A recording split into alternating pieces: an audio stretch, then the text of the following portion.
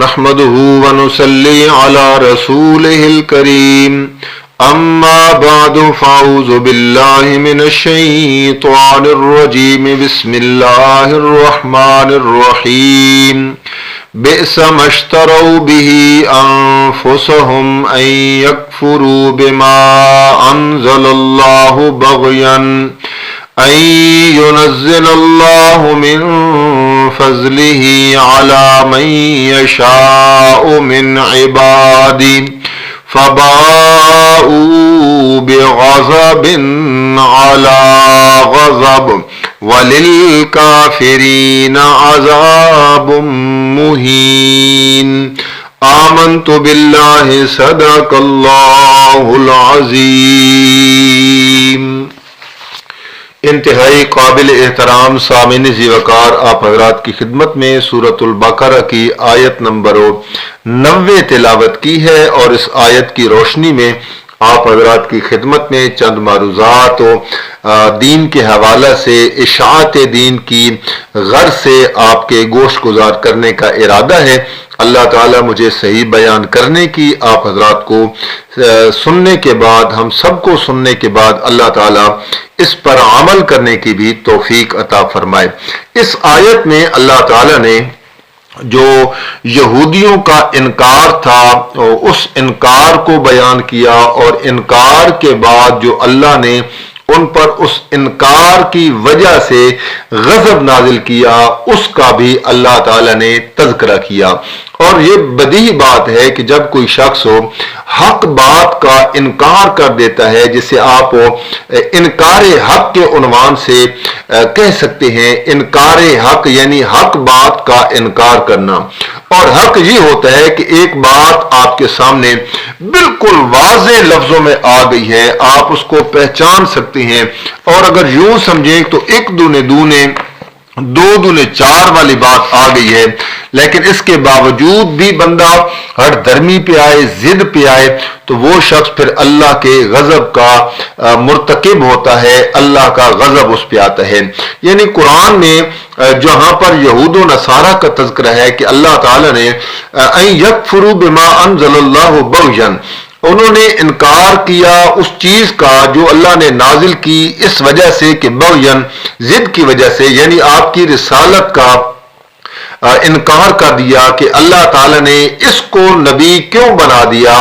نبی تو بنی اسرائیل سے آنا تھا، یہ بنو اسحاق سے کیسے نبی بن گیا۔ یعنی خلاصہ کلام کے اللہ تعالیٰ نے ان کے جو انکار حق تھا اس کو بیان کیا کہ پہچاننے کے بعد، جاننے کے بعد، ہو میرے نازل کرنے کے بعد اس چیز کا انکار کرنا، یہ اللہ کے غضب کو دعوت دینے کے برابر ہے۔ آپ سورہ حج کھولیں، سورہ حج کی آیت نمبر 73 کھولیں، 17واں پارہ کھولیں، اللہ تعالیٰ نے ایک حق بات بالکل واضح فرمایا کہ جن کو میرے علاوہ تم پکارتے ہو، فرمایا ان کی پوزیشن حالت یہ ہے کہ لن یخلقوا ذبابا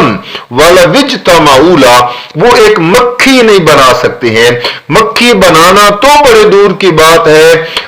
وہ مکھی ان یسلبہم الذباب شیئا لا یستنقذوہ منہ، وہ اس سے کوئی چیز واپس بھی نہیں لے سکتے ہیں۔ یعنی کس انداز سے اللہ کا قرآن اس بات کو بیان کرتا ہے کہ جو غیر اللہ ہیں، جن کو تم نے معبود بنا کے رکھا ہے، جو حاجت روائیاں کرتے ہیں، مشکل کشائیاں کرتے ہیں، نفع نقصان کا مالک سمجھتے ہو، لن یخلقوا ذبابا، وہ مکھی بھی نہیں بنا سکتے ہیں۔ اب ہم قرآنی آیات سب کچھ نازل ہونے کے باوجود، پڑھنے کے باوجود، سمجھنے کے باوجود، ہم نے جو ڈائلاگ بنا کے رکھے ہیں، بابا شاہ جمال، دیوی پتر رتا لال، بابا کھن گڑی دی روڑی، دے پترا دی جوڑی، اور اس طرح کے جو نظریات ہم نے بنا کے رکھے ہیں، اللہ تعالیٰ ان کا رد کرتی ہیں۔ کوئی پتر دھیاں دینے والا نہیں ہے، اولاد کے خزانے اللہ کے پاس ہیں۔ یہب لمن یشاء اناثا ویہب لمن یشاء الذکور او یزوجہم ذکران و اناسا وجعل من یشاء عقیما، اللہ جسے چاہتا ہے لڑکیاں ہی لڑکیاں دیتا ہے، اور جسے چاہتا ہے لڑکے ہی لڑکے دیتا ہے، اور جسے چاہتا ہے لڑکیاں اور لڑکے ملا کے دیتا ہے، اور جسے چاہتا ہے بانجھ بنا کے رکھ دیتا ہے۔ جسے بانجھ بنا دے میرا اللہ، پھر کوئی درخت کے پتے اکٹھے کر لے، کوئی ٹہنیوں کو ہلاتا پھرے، کوئی درباروں مزاروں سے مٹی چاٹتا پھرے، فرمایا کوئی کنڈے کھڑکاتا پھرے، کوئی ٹلے کھڑکاتا پھرے، کوئی درباروں کے چکر لگاتا پھرے، فرمایا وہ اللہ جس کو بانجھ بنا دے پھر کوئی بھی اس کو اولاد نہیں دے سکتا ہے۔ یہ کتنی واضح آیات ہیں جو قرآن نے بیان کی ہے۔ پھر قرآن سورہ المومنون 18ویں پارے میں جب بیان کرتا ہے تو اس کی آیت نمبر میں آپ کے سامنے خلاصے کے طور پر آیت نمبر 12 سے شروع کرتا ہوں اور اس کو آپ پڑھیے گا آیت نمبر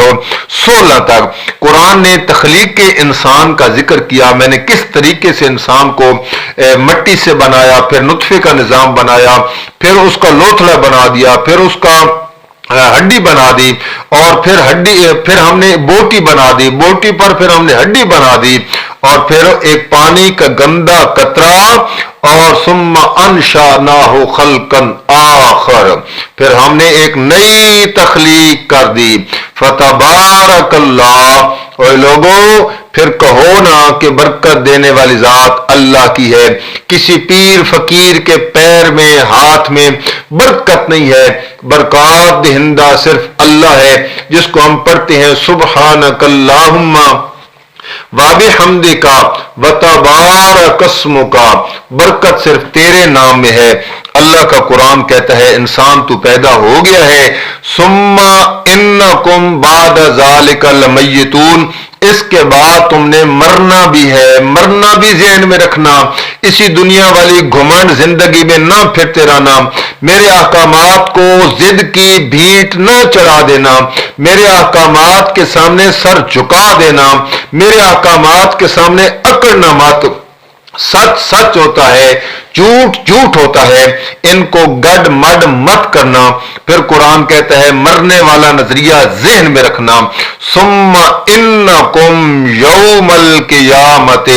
تبعثون، پھر دن قیامت کے تمہیں زندہ کیا جائے گا، اس سے پہلے کوئی زندگی نہیں ہے۔ لیکن آج لوگ کس طریقے سے اس بات کا انکار کر دیتے ہیں، قبر میں مردوں کو زندہ تصور کر رہی ہیں، قبر والی زندگی کو وہ زندگی سمجھ رہی ہیں، گویا کہ مردہ اور زندہ میں وہ کوئی فرق بھی محسوس نہیں کرتے ہیں۔ جیسے حالات زندہ کے ساتھ ہوتے ہیں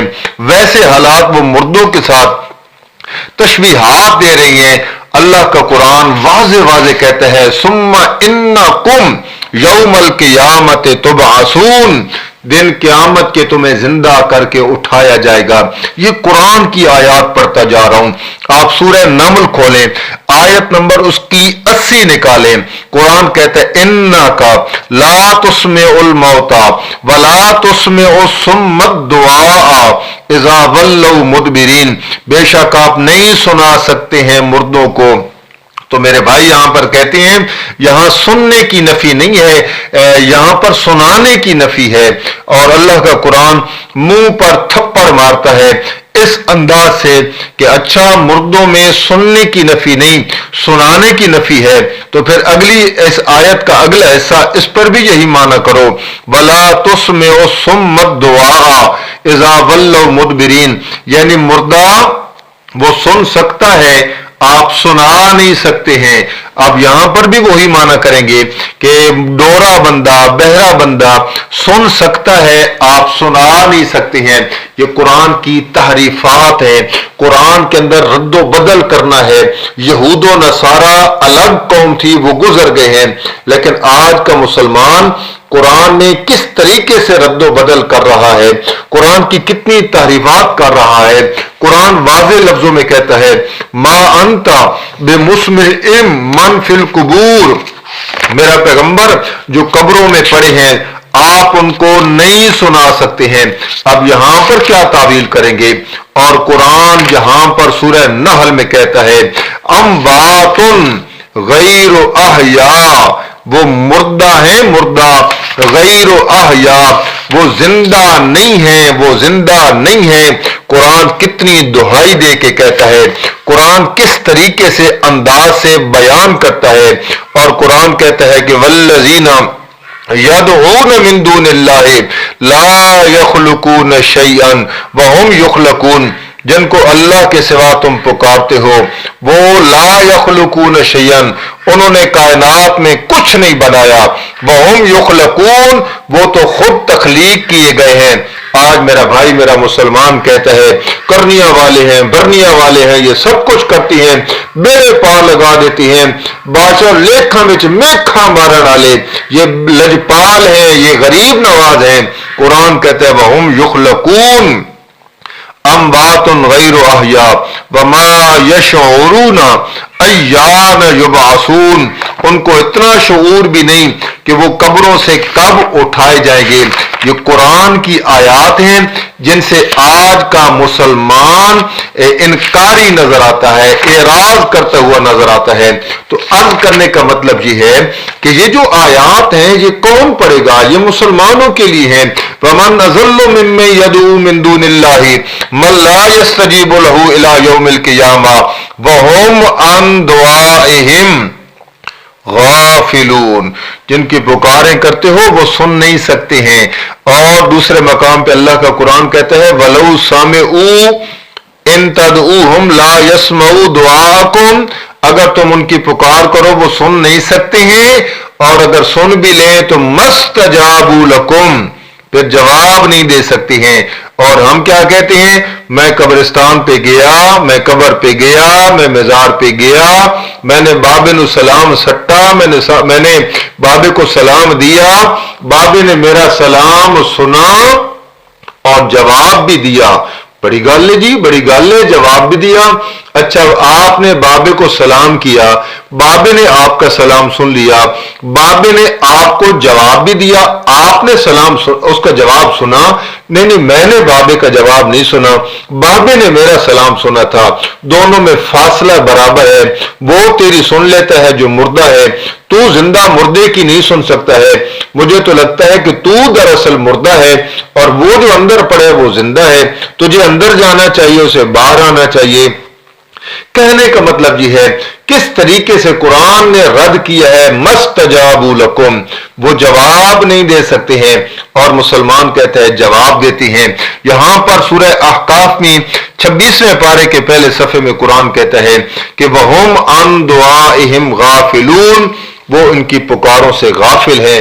اس قسم کی جو آیات ہیں جب بندہ انکار کرتا ہے تو اللہ کا قرآن کہتا ہے کہ پھر ان پہ غضب آتا ہے، اللہ ان ایسے بندوں کی پھر پکڑ کرتا ہے، اور فَبَاءُوا بِغَضَبٍ عَلَىٰ غَضَبٍ وَلِلْكَافِرِينَ عَذَابٌ مُّهِينٌ۔ یہ بھی ثابت ہوا کہ جو بندہ اللہ کی آیات کا انکار کرتا ہے، ضد کی وجہ سے تحریف کرتا ہے، وہ بندہ کافر ہوتا ہے۔ تبھی قرآن کہتا ہے وَلِلْكَافِرِينَ، معلوم ہوتا ہے کہ آیات بینات کا انکار کرنے والا بندہ، عملی طور پر اس کے معنی مفہوم کو نہ ماننے والا بندہ